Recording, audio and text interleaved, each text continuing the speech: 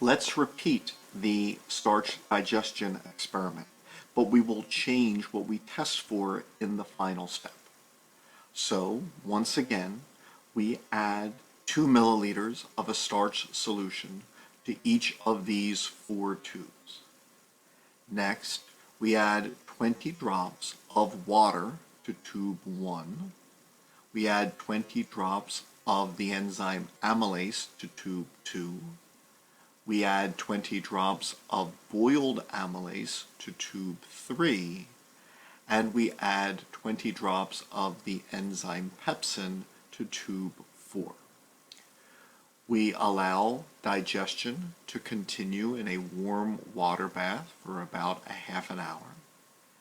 And then we test our solutions for starch digestion. But this time, instead of testing for the presence of the starch, which was the reactant, we can then test for the presence of simple sugars, which are the product. So if starch is digested, it is converted into the product, simple sugars. And there is a test which looks for the presence of simple sugars known as the Benedict's test. The Benedict's reagent is a light blue, and if it is added to a test tube and the test tube is heated, if it remains light blue, then simple sugars are not present. In this case, this means that digestion did not occur. If, however, the light blue Benedict's reagent then becomes a murky color, perhaps a murky orange, even murky green, this then indicates that simple sugars are present and that starch has been digested. So when we test our tubes, in the first tube, the Benedict's reagent remains a light blue. This is a negative result for simple sugars. Starch was not broken down into simple sugars. Water does not digest starch.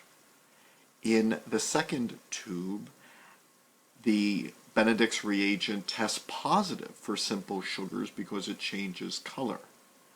This then indicates that starch has been broken down into simple sugars and that the enzyme amylase digests starch.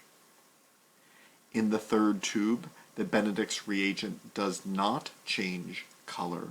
This indicates that starch was not digested by boiling amylase. This must have denatured the enzyme, changed its shape so that it no longer functioned. And then finally, in tube 4, the Benedict's reagent also was negative for simple sugars. Once again, the starch was not digested. Although pepsin is a digestive enzyme, it is not an enzyme which digests starch. So that the only digestion of starch occurred in tube 2, and we have demonstrated that by testing for the product of this chemical breakdown, the simple sugars that starch is converted into.